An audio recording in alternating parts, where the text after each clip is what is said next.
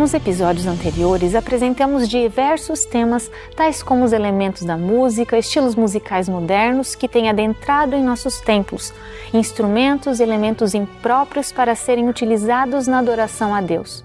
Também vimos como é a música do céu e que ela foi criada por Deus. A música é um dom concedido por Deus, criado para elevar nossos pensamentos ao céu e fortalecer nossa comunhão com Ele.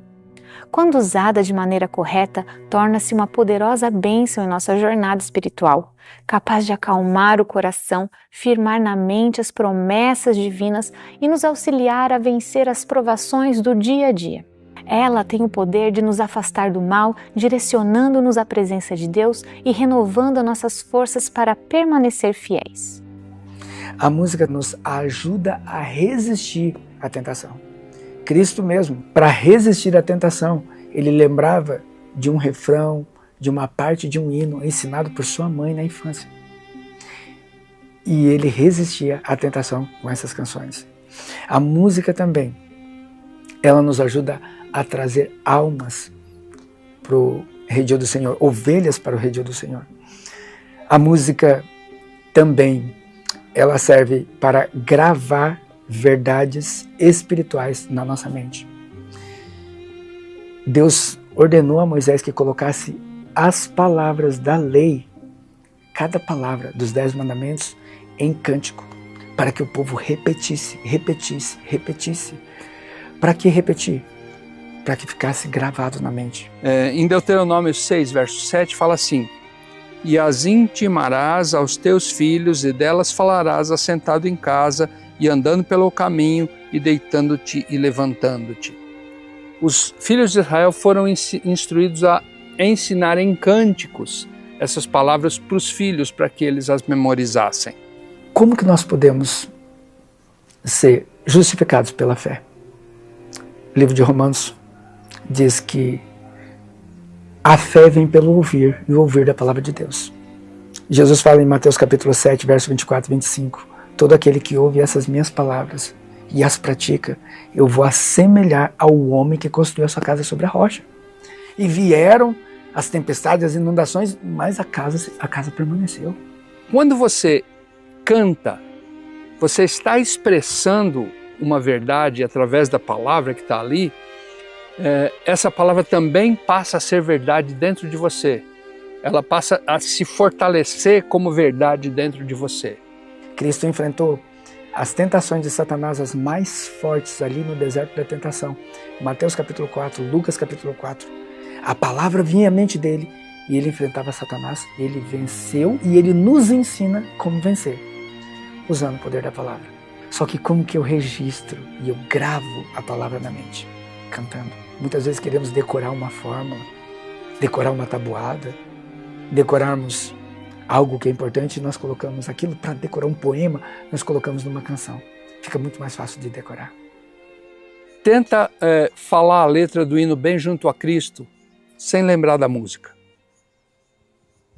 Não dá, né? Por quê? Porque a música é um pacote, a música é um todo.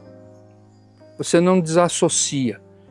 Quando colocamos a palavra de Deus nas músicas, nós conseguimos lembrar facilmente as canções. Temos versos musicados maravilhosos que nos fazem remeter à palavra de Deus e enfrentar assim as tentações de Satanás. Eu estarei com ele, eu o livrarei, eu glorificarei. Salmo 91, 15. A música sacra, ela vai ter elementos que vão nos fazer pensar em Deus, que vão nos elevar a Deus, que vão trazer a presença de Deus para a nossa mente e que vão trazer a comunhão contínua à nossa mente. Ao me lembrar de uma melodia, eu estou me lembrando daquele momento de adoração, estou me lembrando da doutrina que estava sendo falada ali, estou me lembrando estou reforçando dentro de mim aquela letra que a música está expressando. Na minha opinião, o grande problema da música na Igreja Adventista hoje é a falta de compreensão do que realmente é adoração. falta de entendimento da verdadeira definição de adoração. Mas aí algumas pessoas dizem assim, não, mas é aquilo que eu quero oferecer, é o meu gosto. Eu gosto desse tipo de música. Essa é a música que me faz sentir bem. Muitas pessoas pensam exatamente assim, que qualquer música que você dedique a Deus, Ele vai aceitar e está tudo certo. E a gente sabe pela história bíblica que não é assim. Que as pessoas não podem adorar do jeito que elas querem, mas de acordo com o que Deus estabeleceu. Estamos acostumados a pensar na adoração como ir à igreja. Ir à igreja pode fazer parte da adoração, mas não é adoração. Estamos pensando em adoração como o ritual que acontece na igreja. Esse ritual pode ser parte da adoração, mas não é adoração. Estamos pensando em adoração como cantar e louvar. Cantar e louvar podem fazer parte da adoração, são ferramentas de adoração, mas não é adoração. Precisamos entender melhor o que é a verdadeira adoração, o que está envolvido na adoração. Temos que entender que a adoração é o foco do grande conflito. O grande conflito começou porque Satanás quis ser adorado no lugar de Deus. Adoração é a demonstração de submissão e do reconhecimento da autoridade de Deus através de alguma ação. É por isso que para adorar eu não preciso necessariamente cantar, tocar. Para adorar eu posso, por exemplo, adorar com meu vestuário, me vestindo de acordo como Deus ordenou na Bíblia. Se Deus pede dessa forma, então, Senhor, que seja feita a tua vontade. Eu vou me submeter, louvado seja o nome do Senhor. Eu posso adorar a Deus através do que eu como, do que eu bebo, tudo quanto façais para a glória de Deus. Então, a adoração nada mais é do que você se submeter à autoridade de Deus. Quando nós entendemos que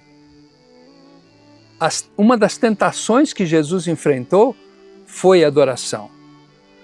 Quando nós entendemos que as 3 mensagens angélicas falam sobre adoração. A primeira mensagem fala: temei a Deus e dai-lhe glória, porque vinda é a hora do seu juízo, e adorai aquele que fez o céu, a mar, a terra e as fontes das águas. Apocalipse 14. A segunda mensagem angélica fala que caiu Babilônia, ou seja, caiu um sistema falso de adoração. A terceira mensagem angélica fala: se alguém adorar a besta e a sua imagem, também o tal beberá do vinho da ira de Deus. Ou seja, a adoração é o divisor de águas entre os que servem a Deus e os que não servem, os que herdarão a vida eterna e os que queimarão. Se nós analisarmos desde a adoração perfeita que é no céu, e Ellen White diz que a música do céu, com as características que nós já conhecemos, é uma música perfeita, não tem necessidade de modificá-la. E ela diz assim, a música é como uma oração quando nós falamos com Deus. O que nós dizemos numa oração? Na oração nós agradecemos a Deus, na oração nós exaltamos a Deus, e com a música nós podemos fazer a mesma coisa. Eu escrevi um livro que foi lançado em 2021 pela editora Luz do Mundo, chamada Adoração, o presente do homem para Deus. A minha argumentação nesse livro é que a adoração é o que se oferece para Deus, porque culto não se assiste, culto se oferece. Você não vai lá para receber coisas de Deus, você vai lá para oferecer um culto a Deus. Então é um presente que você está levando para Deus, é uma coisa tua para Deus. Quando você oferece um presente para alguém, você pensa no que você gostaria de ganhar ou no que a pessoa gostaria de ganhar. Então, quando nós falamos de adoração, o pensamento do adorador, a vontade do adorador, não deve ser colocada acima da vontade de Deus. Adoração é você falar: Senhor, qual é a tua vontade? Como o Senhor quer que eu me vista? Como o Senhor quer que eu coma? Eu reconheço a tua autoridade, eu reconheço que o Senhor é o Senhor do Senhor, o Deus dos exércitos, como o Senhor quer que eu viva. E aí entra a questão da música, como o Senhor quer que eu o louve, como o Senhor quer que eu cante, o que é que eu posso fazer para fazer a tua vontade? Ele deixou instruções bastante claras. Quando não há instruções claras, nós podemos usar aquilo que a nossa cultura nos oferece. Por exemplo, a adoração no Mar Vermelho. Quando aconteceu a adoração no Mar Vermelho, o povo usou aquilo que era o seu arcabouço cultural. Eles haviam saído do Egito, usaram ali aquilo que ele tinha. Deus aceitou essa adoração. Porém, pouco tempo depois, Deus faz um concerto com o povo, no capítulo 19 de Êxodo. Depois de fazer esse concerto, ele dá suas leis, no capítulo 20. Depois ele dá várias leis sobre o tabernáculo. Durante todo esse tempo, Moisés estava lá em cima do monte. E o povo estava aqui embaixo. Moisés demorou para voltar.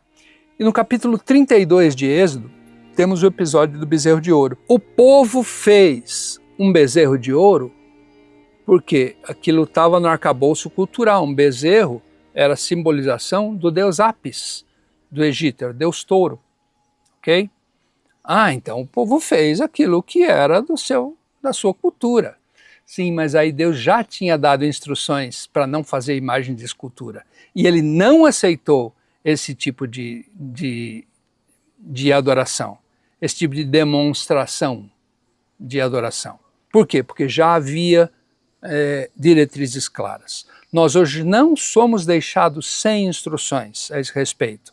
A Bíblia é clara em vários aspectos. Ellen White amplia ainda mais vários outros aspectos. Então nós temos instruções. Então hoje nós não temos desculpa para usar na nossa adoração coisas que Deus claramente não aceita. O grande problema é que não se tem essa noção de adoração. Não se tem essa noção. E o que é que as pessoas fazem? Quando elas vão cantar alguma música, quando elas vão se vestir, quando elas vão comer, e aqui no contexto da música, a primeira coisa que elas pensam, o que é? A minha vontade. Não, essa música me agrada mais. Não, esse ritmo me agrada mais. Mas não é isso. A adoração é, Senhor, qual música te agrada?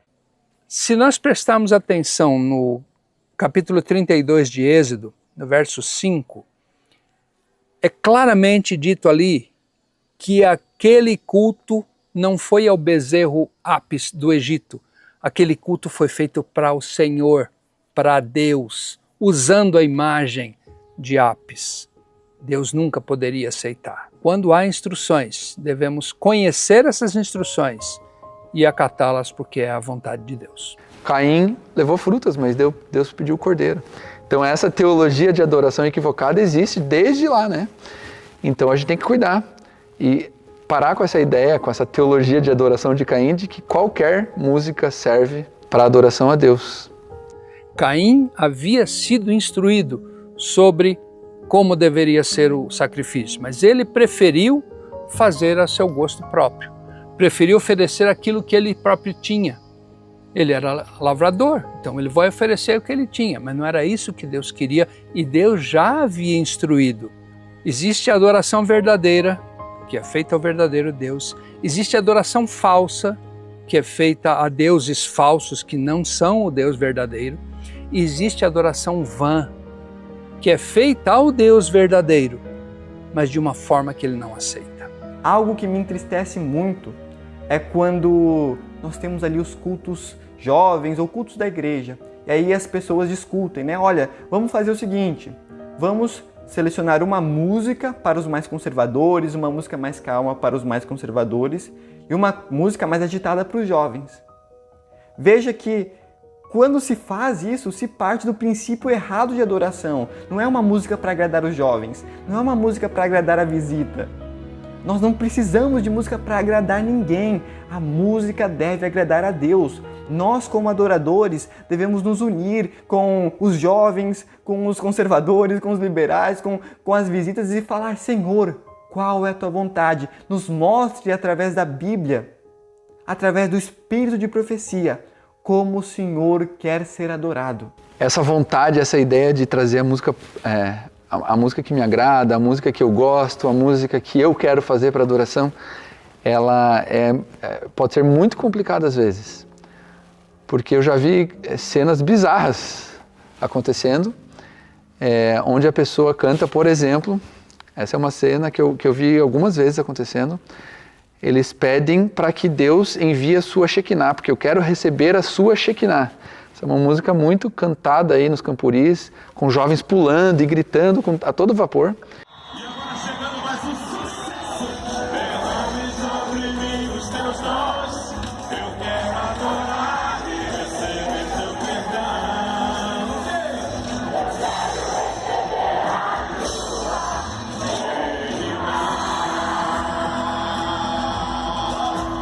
Mas se você for ler o contexto do dia de juízo em Israel, quando o povo se reúne em comunhão, que a letra da música conta desse momento, você vai entender que o povo passava isso em contrição, em arrependimento profundo de pecado. Eles tinham medo de morrer, de não ser aceitos por Deus.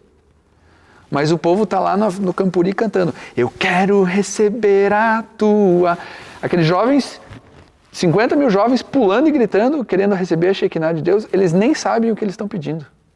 Temos uma preocupação aí, que é, puxa, será que a igreja não precisava fazer alguma coisa com relação a isso? Mas o que temos notado é que a igreja, através de seus esforços nessa área, com gravadoras, com mídia, tem feito exatamente um esforço determinado e investido muito dinheiro para produzir músicas de caráter popular. Em larga escala, a produção de música não adequada que tem vindo para nós através das vias de acesso de emissora, de rádio, para nós, não tem sido muito adequado. E aí muitos dizem para mim também assim, mas tem vindo de cima isso. Tem vindo, sim. O que temos visto é que as produções da igreja têm trazido mais dessa música de entretenimento. E é essa a instrução que tem sido dada aos pastores nos seminários. Antigamente, os pastores nos seminários tinham aula de música sacra. Hoje eles têm aula de música, mas dada pelos mesmos músicos que produzem essas músicas de caráter popular para a igreja. De uma determinada maneira, o curso de teologia também envolve um pouco de música, mas não tenho visto em larga escala pastores se posicionando de maneira correta com isso.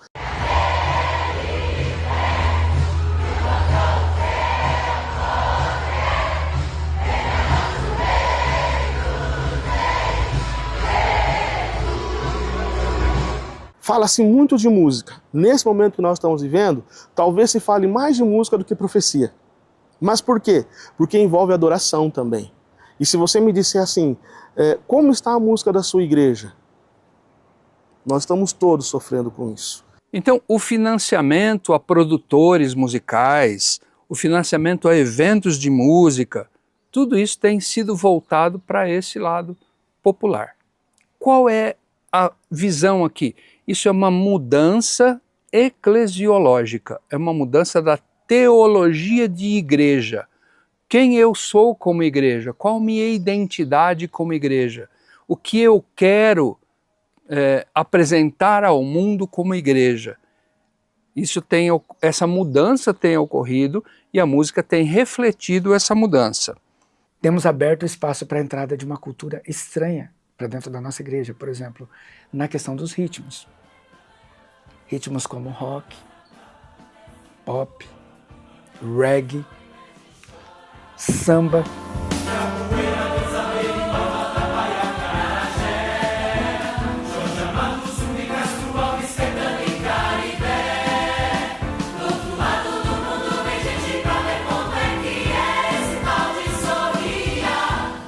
Temos permitido entrar músicas e é um tema que eu tenho abordado bastante, a questão do worship. A gente tem deixado entrar muito worship dentro da nossa igreja e que não tem origem na igreja adventista. Tem origem nos movimentos pentecostais e que nós não aceitamos assim, esses movimentos, mas a música desses movimentos nós aceitamos. Então é uma coisa para nós pensarmos, uma coisa para nós analisarmos. Nós não encontramos no worship uma música que fale sobre o santuário. No worship nós não encontramos uma música que fale sobre reforma de saúde, estado do homem na morte. Não fala sobre juízo investigativo. 3 mensagens angélicas. São canções que abrangem um contexto evangélico, digamos assim. Ou seja, eu posso utilizar esse worship na igreja católica, na igreja metodista, posso utilizar na igreja assembleia, em qualquer igreja pentecostal, não tem diferença, porque as letras são basicamente iguais, os refrões são iguais. Então tem músicas que a gente só encara ela como se fosse uma música evangélica. Mas nós, como adventistas do sétimo dia, precisamos lembrar que nós não somos só uma igreja evangélica. Nós somos uma igreja protestante e uma igreja com caráter profético. O que eu acredito que nós poderíamos mudar como instituição para oferecer a música que Deus nos pediu, o primeiro ponto é abrir o assunto para conversa, abrir o assunto para o debate. Infelizmente, quando muitos irmãos, ao se depararem com essas verdades sobre a música, e ao compartilhar com pastores, com os irmãos em grupos de estudo, ou em sermões, em séries de sermões, palestras também, essas pessoas são perseguidas. São impedidas de continuar ou de pregar mais sobre o assunto, ou de conversar mais sobre o assunto, porque é um assunto polêmico, porque é um assunto que fere o eu das pessoas. Assim como o dízimo, assim como o assunto do vestuário, o assunto da alimentação, a música também exige mudança do adorador, exige mudança de nós pecadores. Esses assuntos tocam no nosso eu e exigem a morte do nosso eu. Então, quando nós falamos sobre música na igreja, muitas vezes isso causa um pouco de rebuliço.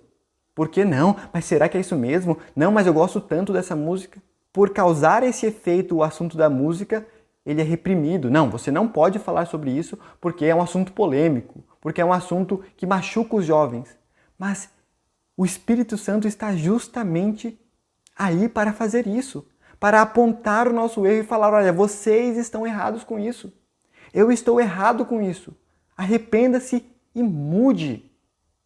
Mas, infelizmente, não é isso o que acontece. Assim que a primeira pessoa se levanta, eu e muitos outros amigos e muitos outros conhecidos, assim que levantavam a voz para falar sobre esse assunto com o Espírito de Cristo, em momentos ideais para isso, o que é que acontecia? Não, você não pode pregar mais sobre o assunto. Amigo, irmão, eu me lembro de momentos em que a igreja passou por chacoalhões que Deus deu.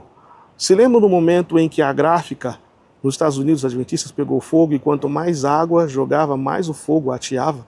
Procure o porquê aconteceu isso. Você vai entender que é a mão de Deus trabalhando na sua obra. Ano passado eu fui fazer uma série de música sobre o assunto da música em uma igreja aqui na minha cidade. E eu estava apenas nos conceitos introdutórios, falando sobre adoração, a importância de saber da vontade de Deus, saber que a música deve ser baseada no gosto de Deus e não no nosso. E já chegou o pastor distrital e não, Estevão, você não pode mais pregar sobre o assunto. Mas pastor, eu estou falando sobre adoração, eu estou falando... Não, porque é um assunto polêmico. Infelizmente, enquanto nós não abrirmos o assunto para o diálogo, para a conversa, enquanto nós não entendermos que nós temos a liberdade de conversar sobre esse assunto, de pregar sobre esse assunto, e que é tão importante, assim como o assunto do dízimo, assim como o assunto do vestuário, que exigem muitas vezes a morte do nosso eu, nós precisamos urgentemente abrir o assunto da música para diálogo, para conversa. Então, uma vez que essa é a nossa realidade, que essa realidade já está assim há bastante tempo, é difícil pensarmos em uma restauração de como a música era, aqueles valores de uma música mais elevada. É difícil pensarmos que essa restauração venha por parte da liderança, porque é a própria liderança que está incentivando esta alteração, essa mudança. Então, só podemos pensar que haja alguma alteração, alguma restauração, por uma intervenção divina direta. Em Patriarcas e Profetas, na página 225, ao comentar sobre o episódio do bezerro de ouro, Ellen White fala o seguinte texto: quantas vezes em nossos próprios dias é o amor aos prazeres disfarçado por uma aparência de piedade? Uma religião que permite aos homens, enquanto observam os rituais do culto, entregarem-se à satisfação egoísta ou sensual, é tão agradável às multidões de hoje quanto o foi nos dias de Israel. E ainda há Arões flexíveis, que ao mesmo tempo que mantêm posições de autoridade na igreja, cederão aos desejos dos que não são consagrados, e assim os induzirão ao pecado. Eu e minha casa serviremos ao Senhor? Por que digo isso? Porque nós estamos chegando muito próximo ao momento de decisão em nossa vida. Você vai estar com aqueles que são os prediletos, ou você vai estar entre aqueles que querem louvar a Deus da maneira correta? Porque o livro de João, Apocalipse, revela para nós que os santos cantarão o cântico de Moisés. E que tipo de cântico é esse? Eu não consigo acreditar nessa formatação de música que nós temos ouvido e comprado das nossas gravadoras. Então eu digo para você, com muito respeito e com muito amor, preste atenção ao que você está ouvindo, ao que você está cantando, porque Deus está relatando e Ele está selando as pessoas nesse momento. O investimento em música ele tem que ser feito, porque instrumentos precisam ser comprados, as pessoas precisam estudar música, tem que haver um movimento nesse sentido para que a música cresça na igreja sempre. E o dinheiro de Deus é empregado muitas vezes para promover shows.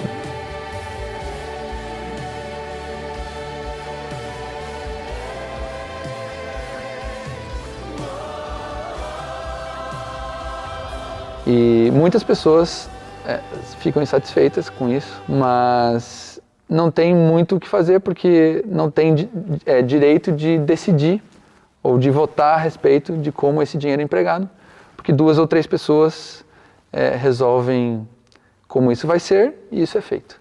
Então, muitas decisões equivocadas têm sido tomadas, isso é evidente. É só observar os últimos eventos como Camporis, Aventuris, eventos jovens espalhados pelo Brasil. Eu recebo muitos vídeos após esses eventos, porque algumas pessoas conhecem o meu pensamento sobre música e vêm compartilhar comigo ou vêm tirar dúvidas a respeito do assunto. Eu percebo que esse é um assunto que precisa ser falado, precisa ser conversado, porque senão a gente vai ficar fingindo que está tudo bem e as coisas vão sempre deslizando por esse caminho. As igrejas, elas sofrem muito com respeito ao orçamento de cada igreja para a música, para a sonoplastia. Haja visto que há muitas igrejas em que a mesa de som não funciona direito, o cabo não está transmitindo direito, instrumentos é mantido só pelo músico e tudo mais. Então eu tenho para mim que a partir do momento que nós acordarmos para manter pelo menos um músico mantido para uma região, para que ele possa trazer e suscitar trabalhos musicais ordenados, fazer um plano diretório, um planejamento ao longo do ano para poder desenvolver tudo isso. Então, eu vejo, por exemplo, outras denominações que, no tocante à organização, eles estão à frente. Por quê? Porque você não vê uma emissora só mandando música, uma emissora só fazendo e concentrado o recurso ali. A gente vê o recurso concentrado em cada unidade dessas igrejas. Precisamos considerar aqui o aspecto de alguns músicos que dizem que devem ser mantidos pela igreja, pelos dízimos e ofertas, porque eles são levitas. Bom, esse argumento ele é falho por vários aspectos. Primeiro, o termo levita indicava todos os membros da tribo de Levi. Os filhos de Arão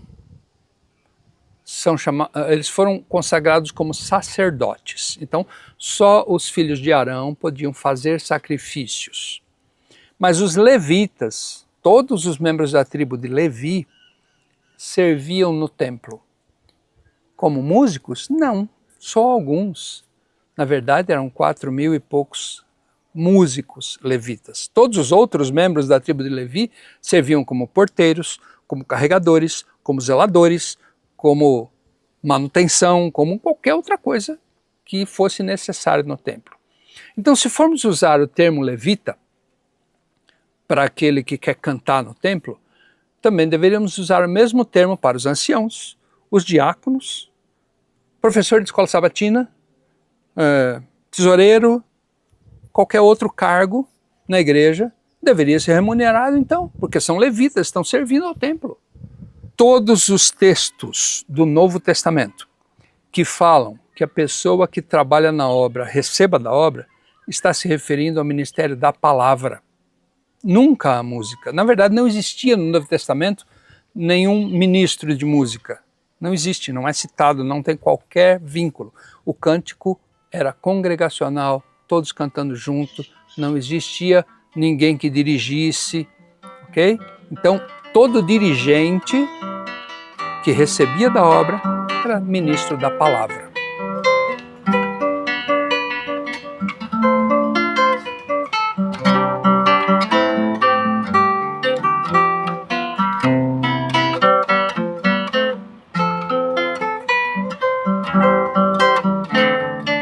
Nós precisamos ter um planejamento. O recurso da igreja tem sido usado para isso? Fica aí para você, diretor de música, membro da igreja, que às vezes ouve o som da igreja que nem tá legal. Então, às vezes, o sonoplasta não é que não tem traquejo, é o que ele tem para trabalhar. Como tem sido usado esse recurso na área de música? Porque todo mundo quer ouvir música boa, todo mundo quer uma sonoridade boa, um som equalizado. Mas como é que está o planejamento da sua igreja?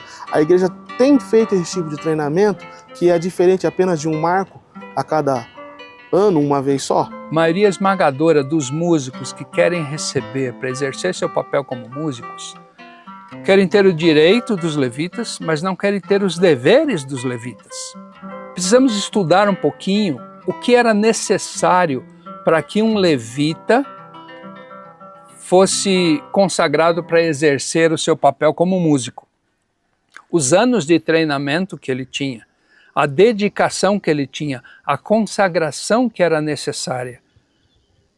Tudo isso era exigido de um levita e ele recebia em troca disso.